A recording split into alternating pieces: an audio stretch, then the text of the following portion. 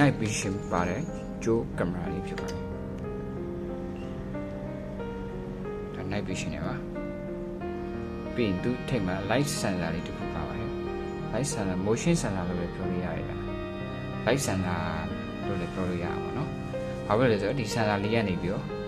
နေ့ဘက်လင်းနေတာညဘက်လားနေ့ဘက်လားဆိုတော့ခွဲပေးပြီးတော့ဒီ night vision ကို auto ပြန်ပြီးတော့ပြောင်းတဲ့ auto ဖွင့်ပေးတဲ့ဒီ sensor လေးဖြစ်ပါတယ်ဒီချိန်မှာဒါ power supply ကြိုးပြီးသွားရင်ကျွန်တော်တို့ Android phone အပြင်ကြိုးနဲ့တက်ပြီးသုံးရတယ်ဒီမှာ Android phone အပြင်က micro USB Type B လို့လည်းခေါ်ရတယ်။အဲ့ကောင်လည်းတက်ပြီးသုံးလို့ရတယ်နော်။ Okay အခုကျွန်တော်ကဒီ battery case ကြီးနဲ့တက်ပြီးတော့ကျွန်တော်သုံးပြအောင်ပါ။သူ့အတွက် battery ကဒီ site တော့ battery ပေါ့နော်။ဒါကင်မရာထဲမှာကြည့်လို့ဒါနည်းနည်းသေးရလို့ထင်ရပါမယ်။ပုံမှန်ကျွန်တော်တို့နိုင်တခဲအေးသုံးလုံး site ထက်ပိုပြီးတော့ကြီးရတယ်သူက site ပိုကြီးရပါတော့ပုံမှန်တခဲနိုင်တခဲတဲ့ site ပိုကြီးအဲ့ဒါကိုစုစုပေါင်း3လုံးထည့်ရမှာဗျ ampere ဘယ်လောက်လဲဆိုတော့ဒီမှာ ampere ပါ ampere 9000ပါတလုံးစုစုပေါင်းကျွန်တော်3လုံးထည့်မှာပါ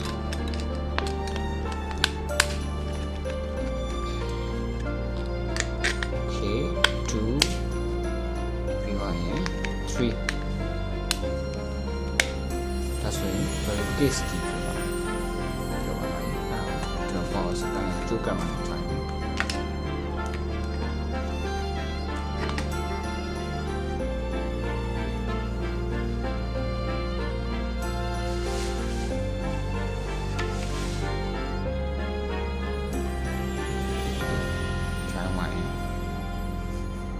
ပြီးွားရင်သူ့ဒီနားမှာဟိုလေးပါတယ်ပေါ့နော်ဒီမှာဒီဘက်ဘေးကအဖြူကောင်းလေးဒီပေါ်အဖြူကောင်းလေးအကောင်လေးက power switch လေးဗျအဲ့လေး power ဖွင့်မိရအဲ့တော့မှမီးလင်းလာပြီး wifi က auto တက်လာမှာပေါ့နော်သူကအနီနဲ့အပြမီးက2အောင်လင်းတယ်အနီကကြတော့ power indicator ပြီးွားရင်အပြရောင်ကကြတော့ wifi indicator network indicator ပါဗျဒါအနီရောအပြရောတိုက်လျှောက်လင်းတော့မှသူကwifi ဆွတ်လွှင့်ပြီးချိတ်လို့ပြီးတော့သုံးလို့ရအောင်ပေါ့နော် okay အပြလေးမိတ်တုံလင်းလိုက်ဒါဆိုရင်ကျွန်တော်သုံးလို့ရပြီဗျချိတ်ပြီးသုံးလို့ရတယ်နော်သူစီမှာပါရှိတယ်ဆိုရင် instruction ရှိရဗျ wifi ချိတ်ပွားရင် instruction မှာသူက wifi နဲ့ရကြတော့ IPC နဲ့စရပေါ့နော် IPC နဲ့စရ wifi ကိုကျွန်တော်တို့ join ပေးရမှာဗျjoin ပြီးွားရင်သူဟိုပါပေါ့နော်သူစီမှာဒီ QR code လေးရှိတယ်။ဘာ software နဲ့တောင်းရမယ်ဆိုတာဒီဘက်မှာ iOS ဒီဘက်မှာ Android ကိုကြိုက်တာတောင်းပေါ့နော်။ဒါပေမဲ့ဟိုဘာ software နဲ့တောင်းရမလဲဆိုတာဟိုကိုထောင်းပြီးတော့မှပြန်ပြီးတောင်းရမှာပေါ့။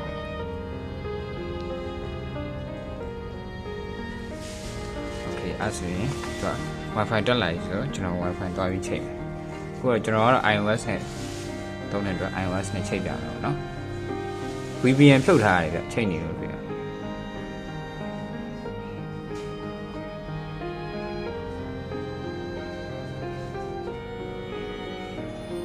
โอเค Wi-Fi နဲ့ setting နဲ့ဝင်လိုက် IPC နဲ့စတဲ့ Wi-Fi ကိုချိန်ပြရအောင်အောက်ဆုံးမှာ IPC နဲ့စတဲ့ Wi-Fi တက်နေတယ်နော် password ရိုက်ထည့်ပေးရမယ် password က989654321တုံညာနဲ့ဆုံးပါတယ်9ကနေ0ဒီပါသင်ချွာလိုက်အောင်ချိတ်ပုံချိန်နည်းရကြတော့ iOS ကို Android ကိုနှစ်ခုလုံးတူတူပါပဲဗျ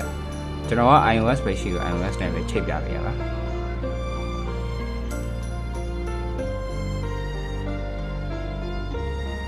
game fisher ဆိုရဆော်လေးကိုဝင်ရပါမယ်အပေါင်းပုံစံလေးနှိပ်ရမယ်နှိပ်ပြီးတော့ ဒီသူ့နာမည်နဲ့ဟိုလေးပေါ်လာရင် ID လေးပေါ်လာရင်ဒီကောင်လေးနှိမ့်လိုက်ရင်ကင်မရာ address ဆိုပေါ်လာတယ်အဲ့ဆိုရင်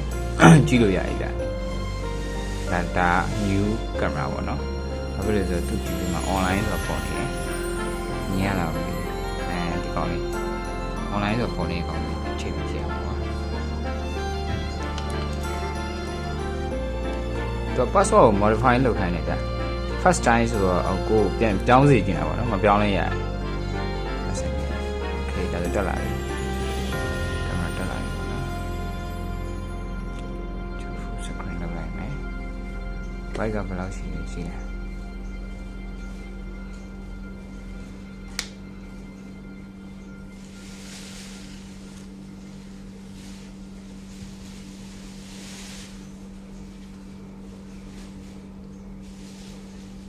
white ကတော့အရင်မကြည့်ဘူးဗျ195 100အဲ့လောက်ပဲရှိမှာပေါ့ဒီလိုရကြတော့ resolution ကဘာရမလဲဆိုတော့ high definition 4K ကြီးရပါတယ်ဗျကျွန်တော် 4K ထားကြည့်အောင်ဒါ 4K ဆိုရင်တကယ်ပဲတော့ 4 မ K ဘူးနော်ဟာ full HD လောက်ရပါဘောနော်ပြီးရင် HD high definition ရ